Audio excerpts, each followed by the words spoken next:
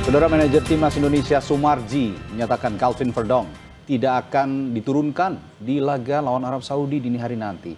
Menurut Sumarji, keputusan ini diambil terkait faktor kebugaran dan bagian dari strategi Coach Patrick. Selanjutnya berkaitan dengan Verdong, memang Verdong dari awal datang kami mendapatkan informasi, mendapatkan laporan dari klubnya agar di MRI ulang, dan ketika nyampai kemarin itu langsung kita MRI dan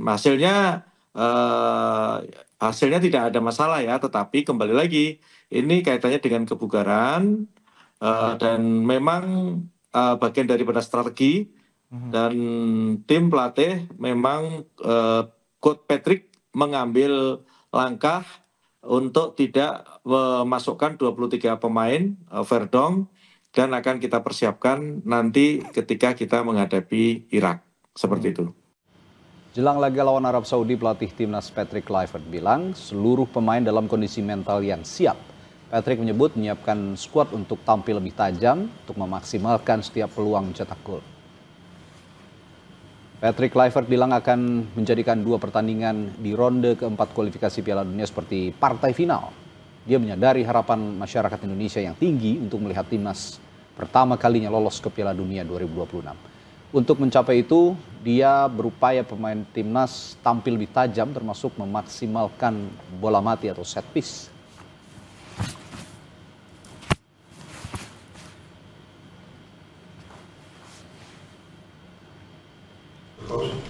That makes the national accompany the coach for the press con. What is the difference between the first meeting in Jeddah last year and now? I think the set pieces against or for us, we need to be sharp. Last game we scored 2 or 3 goals in set pieces. So yeah, we need to execute this good. Also against, of course, and yeah, tomorrow we need to be sharp. We need to be sharp as a knife, not only in set pieces, it's the whole game. 100 minutes, we need to be sharp. Mental-wise, we are prepared. The concentration is very high. Everybody knows what this game demands. So the most important thing is do not distract from the ambience and do what you need to do. That's my advice to the players. Saudara, malam ini Timnas Indonesia bakal menghadapi laga krusial menuju Piala Dunia 2026.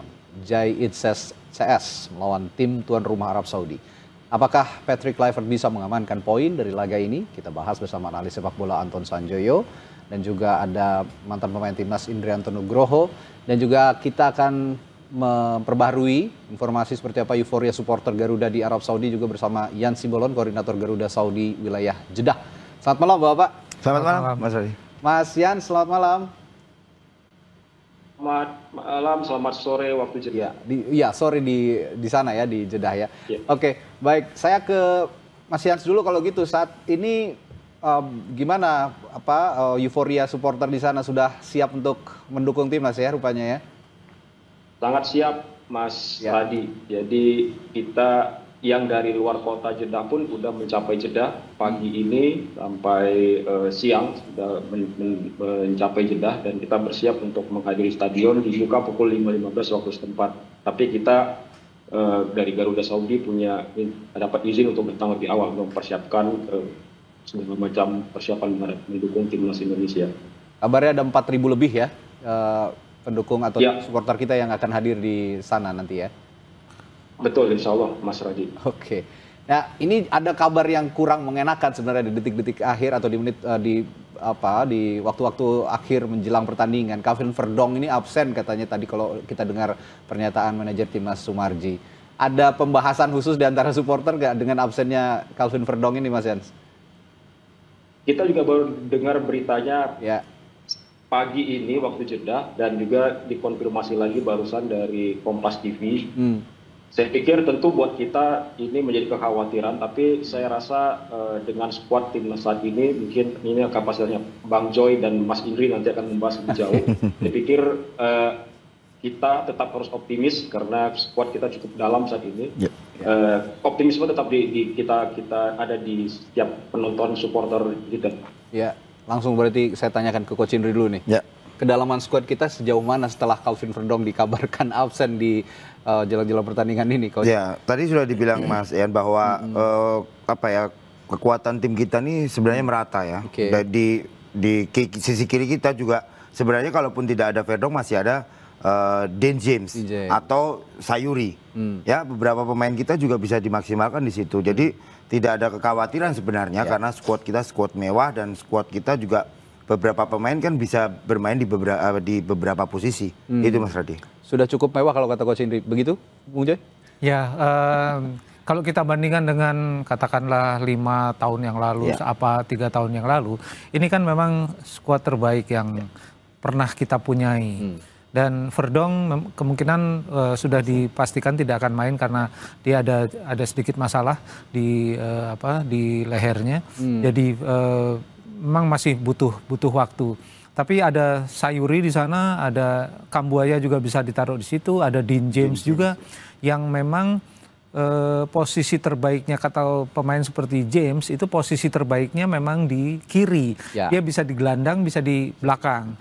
Jadi memang keabsennya Verdong ini sedikit merugikan lah, karena dia pemain yang menurut saya lagi bagus-bagusnya. Di Ligue 1 juga tampil di Ligue 1 itu kan dia dia tampil starter terus loh, gitu loh. Jadi kemarin waktu absen, waduh ini ada apa nih? Ya waktu lawan PSG ya, dia kan absen ya. Ternyata memang dia nggak bisa main, bukan karena untuk membela Indonesia dia diistirahatkan, bukan, dia memang nggak bisa main. Jadi itu kerugian lah begini. Tapi saya tidak terlalu khawatir karena ada Dean James, ada Sayuri juga yang mutunya tidak jauh lah dari Verdong. Emil Eudero juga mungkin nggak main, tapi Martin Pas sudah 95% pulih dari cederanya, jadi tidak ada masalah di lini belakang. Dan lini belakang Indonesia kan Jai Itzdes, Rizky Ridho, Kevin Dix itu yang terbaik lah waktu di grup 3 di putaran ketiga. Jadi harusnya sih tidak ada masalah. Memang masih ada persoalan di lini depan. Nah, mungkin nanti akan dibahas lebih lanjut karena Ole Romeni kan belum fit. Jadi ini dan dia sudah 1 bulan lebih, Agustus dia cedera, sudah 1 bulan lebih dia tidak competitive matches. Ini yang jadi persoalan untuk pertandingan dengan intensitas sangat tinggi seperti sekarang. Karena ini kan do or die, hidup atau mati. Tiket nggak ada baliknya ini bagi Arab Saudi juga, bagi Indonesia juga. Jadi ini intensitasnya sangat tinggi. Siapa tim yang tidak membuat kesalahan terlalu banyak atau margin errornya paling sedikit, dia yang akan memenangi laga. Jadi ini yang harus diwanti-wanti. Tapi tadi saya kalau menyimak pernyataannya Patrick Kluivert, itu selain masalah kebugaran Coach dan Bung Joy, ada juga masalah taktik ada juga pertimbangan taktik. Apakah juga ada peluang dengan pernyataan itu Calvin sebenarnya masih bisa diturunkan di babak-babak kedua misalnya untuk menggantikan rekannya yang sudah menjadi starter dari Coach? Ya mungkin bisa karena ya mungkin ini hanya sekedar untuk tactical kita juga ya, bagaimana Kevin Verdong untuk sementara ini ya udah kamu istirahat dulu. Nanti mungkin babak kedua atau menit-menit di akhir babak kedua kita bisa mainkan. Tapi ya kita harus melihat juga kondisinya dia 100% atau tidak. Pemain kan selalu ditanya oh siap, tapi kan kondisi mereka kan yang akan bertanding. Apalagi nih Om Jai juga bilang ini pertandingan krusial yang langsung melangkah atau kita mundur kan gitu ya. Ini masa-masa krusial buat pemain kita. Oke, kalau Bung Joy ada Kans kira-kira melihat dengan pernyataan Coach Patrick itu, atau jangan ambil risiko juga kalau memang tidak bugar ya lebih baik diistirahatkan dulu gitu. Bahkan saya melihat Kluivert itu kan sangat optimis bisa menang. Dan itu yang dia yang harus dia lakukan, yang harus dia katakan. Karena kondisinya kan sebetulnya kondisinya psikologis itu kan Indonesia di atas angin dengan semua apa yang telah dilakukan oleh Arab Saudi dan Qatar. Indonesia kan dikerjain habis-habisan dari sejak pemilihan tuan rumah kan, yang awalnya tempat netral kemudian diputuskan sepihak di Arab Saudi dan Qatar, kemudian pemilihan wasit, Dan hal-hal yang semacam itu kan ya itu hal yang biasa dalam pertandingan sepak bola. Dan ini levelnya level Piala Dunia. Semua orang juga pengen masuk ke Piala Dunia kan. Jadi apapun akan mereka lakukan. Oleh sebab itu saya selalu bilang pressure-nya, tekanannya justru ada di pihak Arab Saudi. Dengan begitu, justru Arab Saudi ya? Iya kan, mereka yang ibaratnya mereka udah diberi modal banyak nih. Kalau kalah kan malu-maluin. Nah, sementara Indonesia kan dalam tanda kutip udah dikerjain banyak gitu. Kalau misalnya nggak menang juga, ya orang juga maklum gitu loh. Artinya bagi pemain-pemain Indonesia nggak ada tekanan, nggak ada pressure. Harusnya mainnya nothing to lose. Ketika main nothing to lose, biasanya nih pemain pasti tahu biasanya kalau mainnya nothing to lose, biasanya malah kemampuan terbaiknya keluar. Nah ini yang diharapkan sebetulnya, karena kan semua udah diambil Arab Saudi kok, udah diambil semua sama mereka secara non teknis. Tapi teknisnya kan masih harus dibuktikan dalam 2x45. Dan Indonesia rata-rata pemainnya, saya harus bilang rata-rata pemainnya lebih bagus daripada Arab Saudi. Ya kan, jadi nggak ada, feeling saya sih kita nggak kalah. Kemungkinan besar draw, tapi menang juga besar juga dengan segala ini ya, dengan segala kondisi yang makin dekat dengan kick off. Intinya sih kita punya modal sebenarnya untuk sekedar mencuri poin gitu ya, Bung Jo ya. Betul. Nah, saya ke Mas Yans lagi. Mas Yans, ini soalnya publik sepak bola Indonesia juga sebenarnya pengen lihat pertarungan Ligue 1 di pertandingan kali ini antara Calvin Verdong dan pemain Arab Saudi yang bermain juga di Ligue 1, OGC Nice ya. Ada Saud di sana. Katanya Saud ini juga sedang dalam top performanya. On fire. Malam ini sudah ada info bahwa memang Saud juga akan jadi starter. Ya spekulasinya begitu, Mas Radi. Tapi last minute ya, kita belum lihat masuk DSP-nya pemain Saudi sampai dengan saat ini. Kita mengharapkan memang ini, kalau memang terjadi duel ini sangat menarik sekali. Begitu yang kita tetap masih menunggu juga rilis dari DSP-nya pemain timnas Saudi ini, Mas Radi. Oke, tapi dari para supporter sendiri ada yang disiapkan nggak setidaknya untuk memberikan cywar lah buat teman-teman, buat pemain-pemain Arab Saudi gitu? Ya, mungkin kalau dibilang cywar, mungkin dari segi jumlah kita kalah jauh ya. Tapi berisik lah, sedikit juga berisik nonton kita itu. Ya itu tipikal supporter timnas ya Indonesia. Tapi kita tetap ya militan dan bahwa artinya ada batas-batas tertentu ya. Karena memang di Saudi ini ada beberapa aturan yang memang kita harus patuhi, termasuk bagaimana atribut-atribut dan perlengkapan. Itu kita harus patuhi semua prosedurnya bagaimana untuk bisa masuk ke stadion. Itu udah kita jalani sesuai dengan prosedur formal yang ada di sini. Jadi kalau kita bilang cywar, ya mungkin pada saat pertandingan seperti biasa kita menyiapkan dukungan-dukungan canting-canting yang sudah selama ini sangat legendaris dibuat timnas dan tentunya dengan memerahkan stadion dengan kapasitas yang kita miliki, Mas Radi. Oke, kita sekarang bahas formasi kalau gitu. Ini kan ya formasi 4 back di belakang ini baru ya berapa belakangan ini ya diterapkan oleh Coach Patrick gitu, kira-kira ada 2-3 pertandingan ya menguji coba dalam pada saat pertandingan lawan Lebanon juga sebenarnya cukup sukses kalau saya nanti mungkin Bung Joy dan Coach Idris punya pendapat lain. Tapi kalau dengan pattern 4 back di belakang ini apakah sudah bisa mengimbangi permainan Arab Saudi kira-kira Coach? Kalau saya lebih bagus ya 4 back. Karena 4 back dengan formasi 4-3-3 ini lebih menyerangnya lebih bagus dan balance-nya ada untuk defense-nya. Jadi paling nggak 4-3-3 4 belakang ini lebih safe lah. 3 di tengah banyak variasi nanti. Nah tinggal bagaimana di depan penyelesaiannya. Dan sekarang kembali ke strategi dari Patrick Kluivert sendiri. Apakah mau memainkan 4-3-3 atau 4-2-1-3 atau 4-2-3-1 itu Patrick Kluivert yang tahu gitu. Tapi kemungkinan ada skema inverted misalnya dalam situasi tertentu menjadikan formasi 3 back di belakang nggak kira-kira Bung Joy nanti kalau memang lihat situasi nanti. Kalau lawan Arab Saudi nggak mungkin. Karena ya itu di serangan pasti akan sporadis gitu. Kalau kita lihat di pertandingan pertama Indonesia di grup 3 waktu di putaran 3 kan Sintayong memainkan 3-4-2-1. itu hanya efektif di babak pertama karena intensitas pertandingannya sangat tinggi dan 3-4-2-1 itu membutuhkan kondisi fisik yang sangat prima karena dia super ofensif. Dia lebih ofensif daripada 4-3-3. 4-3-3 permainan menyerang tapi lebih balance antara menyerang dan bertahannya balance. Formasi simetris namanya. Kalau formasi asimetris 3-4-2-1 itu lebih menyerang frontal tapi kondisi fisiknya harus prima. Yang terjadi di Riyadh waktu itu, Indonesia menguasai pertandingan di babak pertama tapi kedodoran di babak kedua. Karena memang intensitas pertandingannya di babak pertama sangat tinggi, bahkan Indonesia bisa menerapkan high defensive line yang tidak pernah disangka oleh Roberto Mancini waktu itu. Sehingga kemudian kita melihat Arab seperti baru belajar main bola. Tapi di babak kedua kondisinya berubah drastis. Karena sudah 45 menit dengan intensitas yang sangat tinggi, drop. Pemain-pemain Arab Saudi mulai menguasai jalannya pertandingan. Untung waktu itu penalti nggak masuk ya. Kalau masuk Indonesia kalah tuh waktu itu. Itu beda situasinya. Jadi kalaupun memang mau inverted, sepertinya tidak di lini belakang ya. Ada di lini tengah dan depan mungkin gitu ya Bung Joy. Saya kira begitu. Karena memang kalau 4-3-3 lebih balance ya. Nggak akan 4-4-2 sih. Karena kita nggak punya duet striker. Kita hanya punyanya pemain-pemain yang punya kecepatan di samping ya. Makanya kita memanfaatkan kecepatan di beberapa pemain kita ya.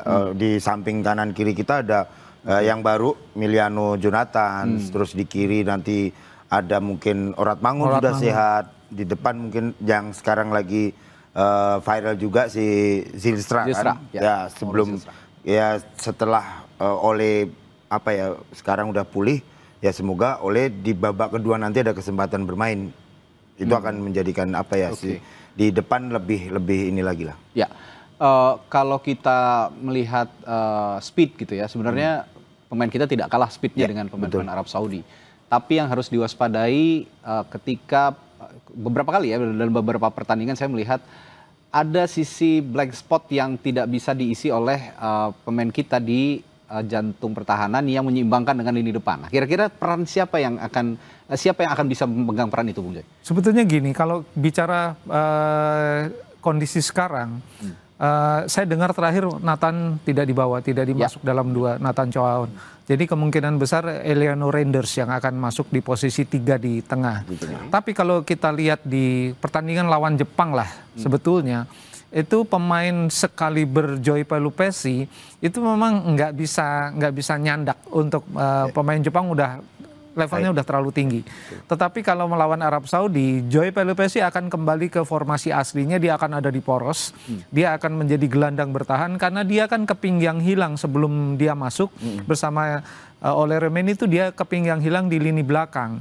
Jadi kalau misalnya nanti dia akan menjadi poros, dia lebih banyak bertahan. Dia menjadi orang pertama yang mengambil bola ketika Indonesia kehilangan bola. Dia harus merebut pertama. Yang posisi serangnya mungkin Reinders. Posisi bertahan Tom Haye. Jadi itu bisa bolak-balik. Tapi posisi yang fix tidak akan diganggu-gugat Joy Pelupessy.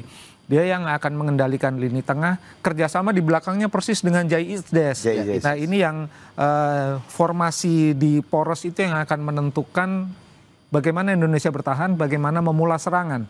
Dari situ, dari Isdes kemudian jalurnya ke Pelupessy. Nah ini yang Arab pasti juga udah tahu, jadi ini pasti akan diganggu nih di sektor ini. Ya, kurang lebih perannya kalau di klub Liga Inggris kayak Zubimendi di Arsenal gitu ya, dan juga ada Gravenberch di Liverpool di gitu ya. Manchester City juga ada Rodrigo. Rodri. Ya. Nah, saya nanti setelah jeda akan bertanya juga ke Mas Yans. Ini saya mau kemarin mau dengar juga kabarnya katanya di sana sudah sebenarnya menyiapkan tifo, menyiapkan koreo, tapi agak susah perizinannya. Saya akan tanya hal itu, bagaimana ceritanya nanti setelah jeda di Sapa Indonesia Malam sesaat lagi.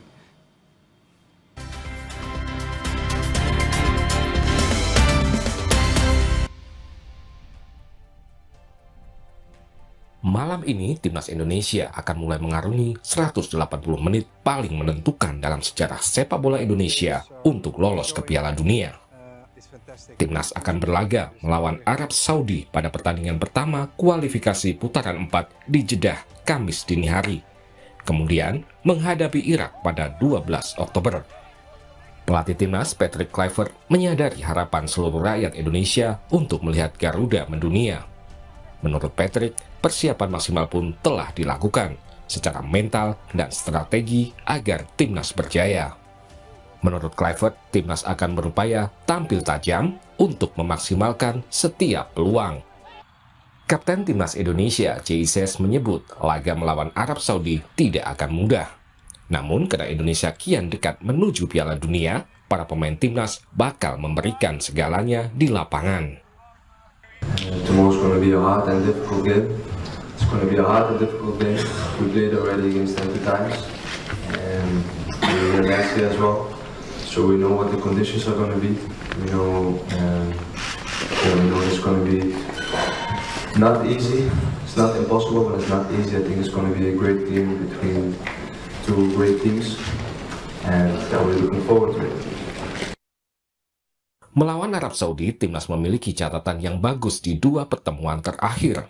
Dalam kualifikasi putaran 3, timnas berhasil menahan imbang Arab Saudi di kandangnya, juga menang 2-0 saat berjumpa di Jakarta.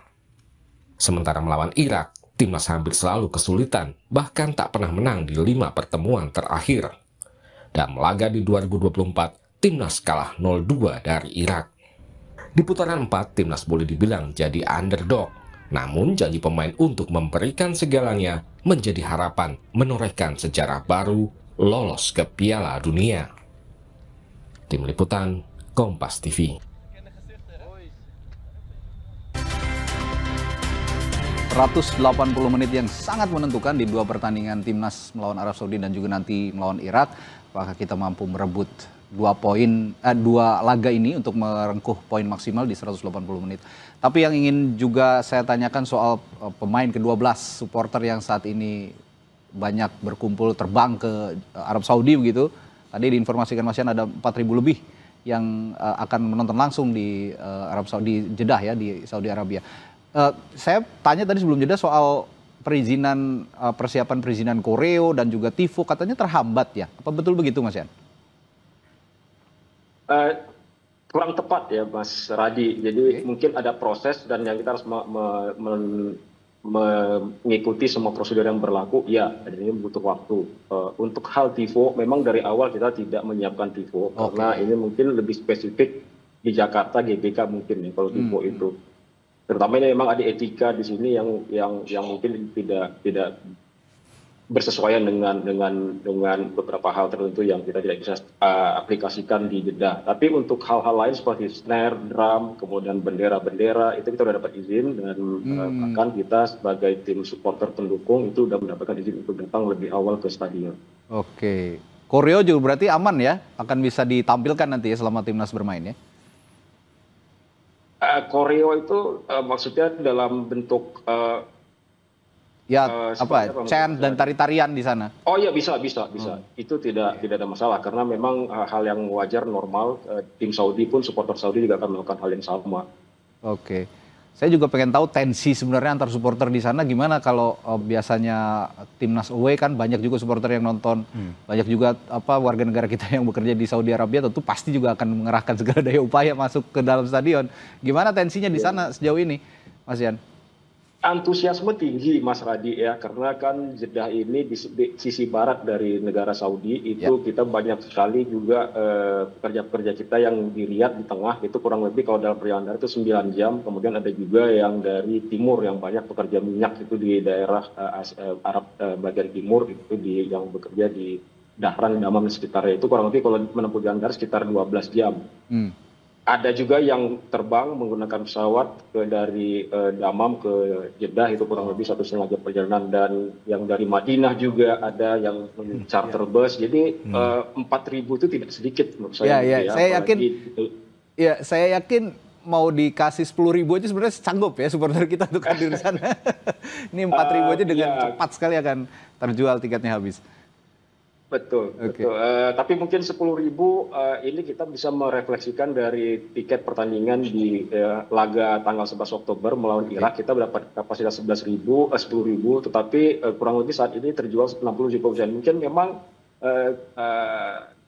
mungkin optimumnya kita itu yang fanatik pendukung supporter itu mungkin kalau saya katakan di sini dilihat dari penjualan tiket.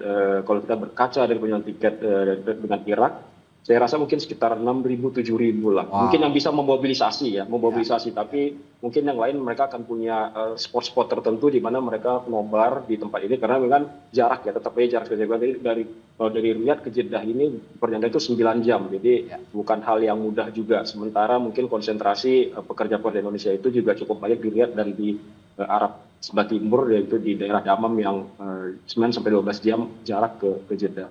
Oke. Sebelum saya bahas lagi soal formasi, saya juga pengen tahu nih Coach Indri. Coach Indri kan juga dulu pemain timnas gitu, tahu cara menghadapi tim-tim Arab nih kayak gimana. Saya juga pengen tahu ceritanya pengalaman Coach Indri menghadapi tim-tim di Timur Tengah gitu. Kalau biasanya tipikal tim-tim Timur Tengah biasanya keras, lalu kadang-kadang ya ada aja triknya gitu kan, jatuh-jatuh, guling-guling. Itu ada cerita khusus gak? Iya, sebenarnya sama aja ya sepak bola, cuman mereka lebih istilahnya mancing emosi kita. Jadi caranya seperti itu. Ya?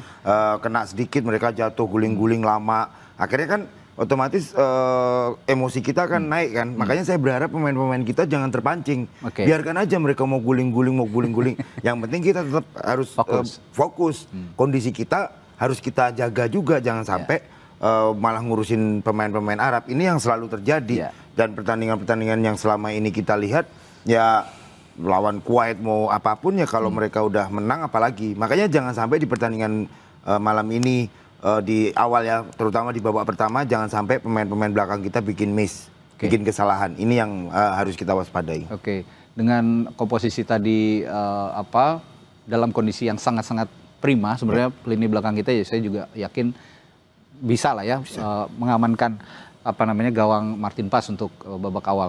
Tapi yang ingin saya tanyakan juga ke Bung Joy, sekarang kan kondisi pemain-pemain kita sebenarnya dalam kondisi yang positif ya, di berbagai klub abroad mereka punya hasil catatan yang impresif gitu. Seperti Jai Itses yang 2 pertandingan menang melawan Sassuolo itu melawan Verona ya, sebelumnya Udinese juga. Lalu juga ya kemarin Calvin Verdong sebelum tidak dimainkan lawan PSG juga sempat mengejutkan menang melawan AS Roma di Europa League. Nah, dengan kondisi-kondisi seperti ini akan tercermin juga nggak semangat para pemain timnas ini nanti malam hari ini di selalu ya paling tidak saya selalu mengatakan per individu sebetulnya pemain-pemain Indonesia sekarang kan lebih bagus daripada rata-rata pemain Arab Saudi. Dan saya agak meloncat sebentar. Indonesia kalau ketemu negara-negara dari Jazirah Arab, dari Asia Tengah, itu jauh lebih bagus daripada kalau ketemu dari Asia Timur. Misalnya ketemu Jepang, ketemu Korea, itu Indonesia rada-rada kesulitan, sering kesulitannya lah. Itu diceritakan juga oleh Bambang Nurdiansyah yang seniornya Coach Indri ini. Dia kalau ketemu tim-tim dari Jazirah Arab, mereka justru lebih karena mereka mereka hanya kuat fisik biasanya, tapi tidak terlalu skillful, sehingga mereka menutupinya dengan permainan yang agak tricky. Saya lihat pertandingan Arab melawan Makedonia kalau tidak salah, mereka memang unggul dari sisi fisik, tapi dari segi teknisnya mereka nggak bagus-bagus amat gitu loh. Mereka bisa menang sih lawan Makedonia, tetapi menurut saya mereka tidak istimewa, tidak sebaik ketika mereka tampil di Piala Dunia 2022 ketika mengalahkan Argentina. Itu jadi kalau kita bicara individu, pemain-pemain Indonesia sekarang banyak yang lagi on fire. Yang saya khawatirkan apakah kohesinya cukup nih, karena ketemuannya kan ini tanggal 7 mereka baru lengkap. Ini yang menjadi kekhawatiran. Sementara Liga Arab sudah diliburkan sejak pekan lalu, sehingga pemain-pemain tim nasional Arab Saudi yang kebanyakan main di Liga Arab ini kan mereka sudah bersatu lebih banyak waktunya daripada pemain-pemain Indonesia. Hanya 2 pemain mereka yang tampil di luar negeri. Dan itu menurut saya angkanya nggak signifikan. Pemain Indonesia yang berkumpul hanya paling tidak, ini baru 2 hari berkumpul lengkap. Mereka punya PR jauh lebih banyak. terutama dalam kohesinya. Kalau kita lihat pertandingan terakhir melawan Lebanon, kan sebetulnya dominasi individu, dominasi permainan, ball possession semua menang. Ada di kita ya. Tapi ketika kerjasama untuk mencetak gol nggak kelihatan. Nah ini mudah-mudahan dalam waktu 1 kali 24 jam terakhir itu sudah bisa diperbaiki sehingga kita punya peluang menang. Ini saya akan tanyakan soal bagaimana upaya kita mencetak gol, karena di pertandingan uji coba ya meskipun ada hasil positif, tapi yang terakhir lah melawan Lebanon kita agak kesulitan untuk cetak gol. Tadi juga Coach Patrick menyinggung soal set piece, latihan khusus untuk bola-bola mati supaya bisa mencuri gol di pertandingan kali ini. Tapi saya ada yang pernyataan dari Lebanon yang tertarik, bahwa pada saat Lebanon mempraktikkan permainan yang cukup kasar, ada salah satu ofisial yang mengatakan bahwa justru kami ingin kalian yang masuk Piala Dunia, karena yang di Piala Dunia banyak pemain tim-tim yang lebih keras dari ini. Ini yang harus diantisipasi atau juga diresapi oleh para pemain kita dan juga Coach Patrick. Kurang lebih begitu ya, Bung Joy? Ya, sebetulnya kan memang posisi Indonesia ini kalau di mata FIFA ya, di mata FIFA ini kan posisi Indonesia ini unik, ya kan? Secara ranking mungkin sekarang yang paling bawah ya. Betul. Bahkan komputer mengatakan kita punya 7% peluang untuk lolos ke Piala Dunia, tapi karena kondisi geografis, kondisi geopolitik Indonesia ini unik. Jadi kalau buat FIFA sebetulnya Indonesia ini negara yang bisa dijual lebih banyak daripada negara-negara lain. Meskipun kita harus pahami, dalam posisi sekarang Arab Saudi, Qatar, negara sultan-sultan di Jazirah Arab itu sudah melakukan banyak hal untuk FIFA. Ini yang kemudian secara geopolitik, karena sepak bola nggak mungkin lepas dari politik juga, terutama juga politik bisnisnya. Kan mereka tanam modalnya udah banyak, Aramco lah, Qatar Airways lah, dan segala macam. Dari sisi bisnis yang sekarang sudah ada, ini modalnya sudah ditalangin dulu sama negara-negara Arab, sementara Indonesia itu baru potensi, ya kan? Nah, tapi kalau Indonesia masuk Piala Dunia, bagi mereka itu marketing yang luar biasa juga. Bayangkan ada 300 juta orang, dan mungkin juga di kawasan Asia Tenggara akan menjadi market yang baru bagi FIFA. Jadi memang kalau dibilang Indonesia lebih diinginkan untuk tampil di Piala Dunia, ya sangat boleh bisa jadi begitu gitu. Saya ingin juga bertanya kalau gitu, karena Bung Joy sudah menyinggung sepak bola ini tidak lepas dari politik dan juga organisasi federasinya. Ini ada yang mengatakan bahwa Indonesia saat ini sampai titik ini adalah merupakan hasil federasi yang saat ini juga menjadi yang terbaik dibandingkan sebelum-sebelumnya. Anda merasakan hal itu? Ya, saya merasakan sih Mas ya, perkembangan sepak bola kita juga sekarang sudah mulai bagus, terutama di kemarin ya, di U17, karena U20-nya Piala Dunia tidak jadi, akhirnya U17 bisa berada di Indonesia. Ini juga satu kebanggaan juga buat kita, berarti lobby-lobby yang dilakukan oleh Ketua Umum ke FIFA berjalan dengan baik, dan sekarang adik-adiknya kita yang tahun kemarin sekarang akan berlaga di Piala Dunia juga. Sebenarnya kan potensi sepak bola kita besar. Yang tadi Om Joy bilang bahwa kenapa FIFA Indonesia ini harus masuk ke Piala Dunia. Ya sekarang gini, Kevin Verdong aja ke Lille, itu udah followernya udah bertambah. Bagaimana kalau nanti kita bisa Piala Dunia gitu loh. Jadi sangat membuat kita juga bangga, tapi juga kita harus waspada juga gitu, hati-hati lah. Ya kalau untuk para pemain sih tetap fokus saja, apapun yang terjadi di luar lapangan ya fokus saja untuk bermain gitu ya kira-kira. Terakhir masing-masing narasumber saya akan bertanya soal tadi bagaimana peluang kita bisa mencetak gol, karena agak kesulitan kita di laga-laga uji coba. Menurut Coach Indri, apa yang bisa dilakukan? Betulkah dengan cara set piece salah satunya? Ya salah satunya, kalau di dalam sepak bola kalau tidak bisa bermain di dalam set play di permainan, ya salah satunya adalah set piece. Set piece ini sangat banyak menguntungkan juga, bagaimana corner, bagaimana dari sisi kanan kiri. Ya tim-tim Eropa bisa memanfaatkan kesempatan bikin golnya dari set piece. Ya banyak lah, kita bisa lihat di Liga 1 pun juga banyak yang terjadi golnya dari set piece. Set piece ini salah satu, ya kan ada istilahnya, ada bertahan, menyerang, transisi, dan salah satunya set piece. Kalau mereka tidak bisa dalam 3 ini, berarti salah satunya set piece. Bicara soal set piece, yang harus kita waspadai juga Arab Saudi nih Bung Joy. Karena mereka sempat meng-hire Nicolas Jover, pelatih set piece-nya Iya, Arsenal. Iya, Arsenal. Ya. Iya. Apa yang harus diwaspadai dari sempat direkrutnya Nicolas Set Jover? piece ini kombinasinya kan banyak sekali. Yes. Dan salah satu ahlinya sekarang justru ada di tim Arab Saudi. Yeah. Ini yang patut diwaspadai juga. Kalau Patrick Kluivert juga mengandalkan set pieces, mereka juga akan mengandalkan set pieces. Kalau tidak bisa dari open play, ya dari set pieces. Dan kok karena kombinasinya banyak, pola bertahannya pun juga harus dinamis. Nah ini yang saya juga agak khawatir ya. Kluivert bilang kita akan mengandalkan set pieces, mereka juga akan mengandalkan itu. Jadi dan beberapa gol Indonesia kan juga yang ke gawang Indonesia juga dari set pieces. Kita punya kelemahan di sana. Waktu masih ada Elkan Bagot dia bisa diandalkan di belakang. Tapi sekarang yang paling tinggi mungkin Jai.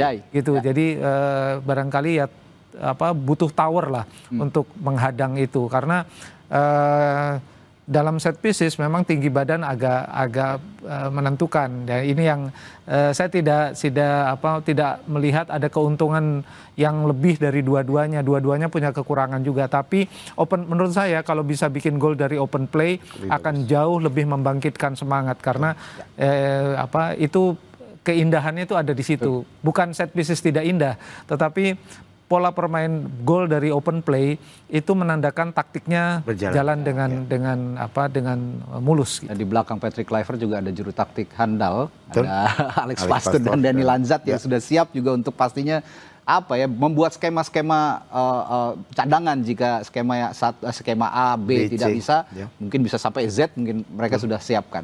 Dan the last but not least, skor pertandingan kira-kira prediksi? Saya 0-0. 0-0. Bung Joy? 1-1 atau 1-0 Indonesia menang. Amin. Mudah-mudahan jam 12 malam nanti kita akan sama-sama menyaksikan dari Jeddah bagaimana Garuda bisa bertarung dan juga memperjuangkan Indonesia untuk bisa lolos pertama kalinya ke Piala Dunia tahun 2026 yang akan digelar di 3 negara tahun depan di Amerika Serikat, Meksiko dan juga Kanada. Terima kasih Bung Joy, Coach Indri sudah berbagi perspektifnya malam hari ini di Sapa Indonesia Malam. Sampai ketemu lagi. Selamat malam.